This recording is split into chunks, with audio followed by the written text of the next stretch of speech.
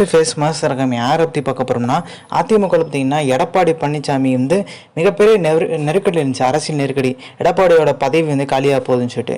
So இந்த கள்ளச்சாராய விஷயத்தில் பார்த்தீங்கன்னா எடப்பாடி பழனிசாமி வந்து மிகப்பெரிய லெவலில் வந்து பேசப்படுது. இப்போ திருப்பி லைம் லைட்டுக்கு வந்துட்டாரு அப்படின்ற மாதிரி அதிமுகவினர் பேச ஆரம்பிச்சிட்டாங்க.